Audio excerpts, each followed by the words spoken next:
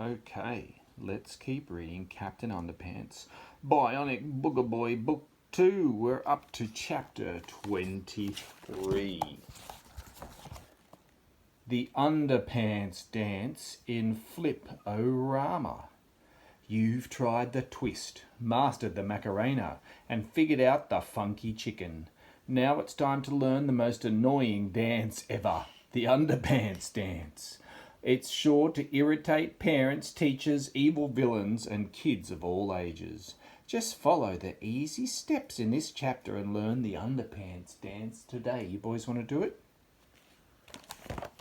Can you do the Underpants Dance? Introducing Flip-o-Rama. Through the magic of Flip-o-Rama, anyone can learn how to do the Underpants Dance. First, make sure you're wearing your underpants. Then follow the 4 easy steps illustrated in the next 16 pages. With a little bit of practice, you'll soon be the most irritating person you've ever met. Good luck. Here's how it works. Step 1. First, place your left hand inside the dotted lines marked left hand here. Hold the book open flat. Step 2. Grasp the right hand page with your right thumb and index finger inside the dotted lines marked right thumb here. I'm not going to be able to do that. Step 3. Now quickly flip the right hand page back and forth until the picture appears to be animated. All right, here we go. Flip-o-Rama. Remember, flip only pages 135 while you are flipping. Be sure you can see the picture on page 135 and the one on page 137. If you flip quickly, the 2 pictures will start to look like one animated picture. For extra fun, try humming a stupid song when flipping to the beat. Do you want to hum a stupid song? No? Okay, here we go. Step 1, the wedgie wiggle. Ready? Flip, flip, flip, flip, flip, flip, flip, flip, flip, flip, flip.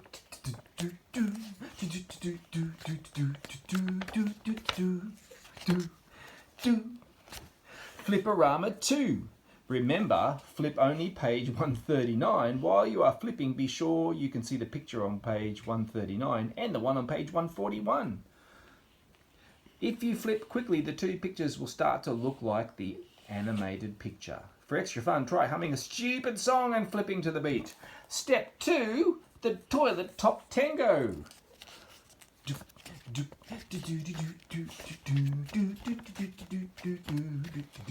Look at Captain Underpants go.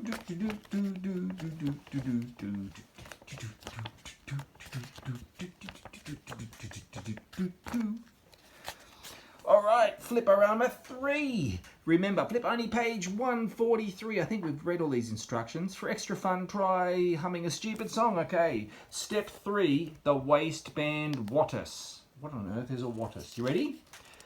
Look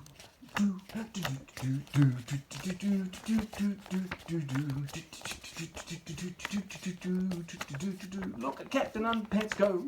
Captain Underpants. He can dance in his underpants.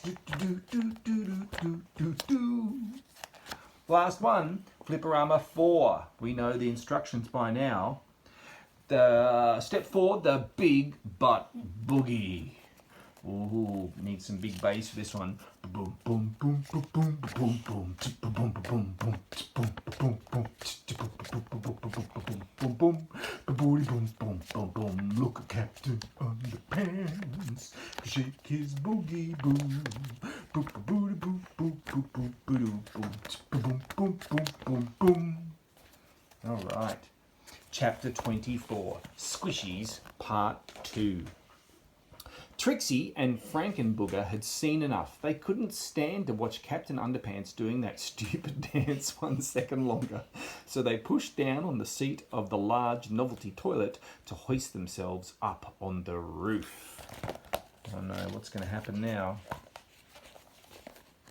Unfortunately for Trixie and Frankenbooger, they had been so irritated by the Underpants dance that they hadn't noticed the 2 crates of oranges placed carefully under the gigantic toilet seat. When they pressed down, the pressure of the toilet seat crushed the orange crates, spraying delicious vitamin-y orange juice all over their big bad boogery bodies. George, Harold and Captain Underpants watched as their monstrous arch enemies began decomposing before their very eyes. "What happened to them?" asked Harold. "I gave them a squishy," said Captain Underpants. "It's the latest fad." The robo boogers jerked around wildly as the quickly drying snot crumbled off of their smoking robotic endoskeletons. Then, after a few minutes of spinning and screaming, they slowly tumbled to the ground in two metallic heaps. Trixie and Frankenbooger were dead. Chapter 25, Big Melvin. Soon, Ingrid Ashley from Chapter 4 Eyewitness News arrived at the scene. "How did you manage to destroy the robo-boogers?" she asked. "I'll answer that," said Melvin Sneedley as he swooped in front of the camera. He was robed in some old drapes and he had tied around his neck at the last minute, and he looked quite silly. "I, Big Melvin, fought those monsters with my mighty superpowers," Melvin fibbed. "Then I destroyed them with my super smart brain." "No, you didn't," said Harold. "You weren't even here," said George. "Don't listen to them," said Melvin. "I, Big Melvin, am the real hero here." Melvin flew above the two defeated robo-boogers and used his new laser eye beams to burn the letters B and M in front of the dead creatures. "Just like Zorro," said Big Melvin, "I shall sign my initials on all of my heroic handiwork. From now on, whenever you see a big BM, you'll think of me." "That's funny," said George. "Big BMs have always made me think of you." Big Melvin flew over to Captain Underpants and grabbed him by the arm. "Now," said Big Melvin, "the entire world shall bear witness to the humiliating defeat of Captain Underpants." Suddenly, George and Harold got an idea. They turned and ran back to the school while Big Melvin continued to threaten Captain Underpants. "I command you to bow down to me," shouted Big Melvin. "Never," said Captain Underpants. "You shall bow down to me," Big Melvin yelled. "I shan't," cried Captain Underpants. "Then," said Big Melvin, as he untied the drapes around his neck, "you will feel the power of my wrath." Chapter 26, The Drapes of Wrath. Big Melvin held his drapes tightly, then smacked Captain Underpants in the tushy with them. "I command you to deny underwear and accept the power of Big Melvin," he shouted. "No way, Pedro," cried Captain Underpants. Big Melvin smacked Captain Underpants again. Smack!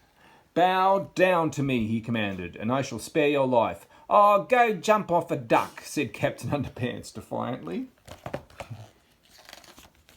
Suddenly, George and Harold returned to the scene, out of breath and hiding something behind their backs. "Hey, Big Melvin," shouted George, huffing and puffing. "What?" yelled Big Melvin. Harold pulled the Combinatron 2000 out from behind his back and aimed it at Melvin and Captain Underpants. "You shouldn't leave your toys lying around in the library, bub," George said slyly. Melvin shrieked in horror as Harold pulled the trigger. Zzz-bzzat! A blinding flash of pink light shot out of the Combinatron 2000, surrounding Melvin and Captain Underpants and squishing them together.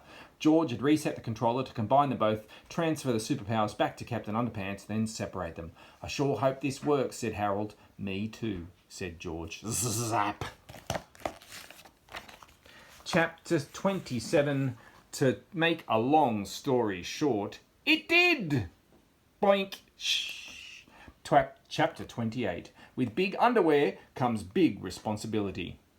Big Melvin fell to the ground with a thud. Immediately, Captain Underpants began floating in the air. "Hey," cried the good captain, "I've got my superpowers back. I knew that underwear would never let me down." George turned and zapped the Channel 4 Eyewitness News team with a forgetchamacallit 2000. Flash!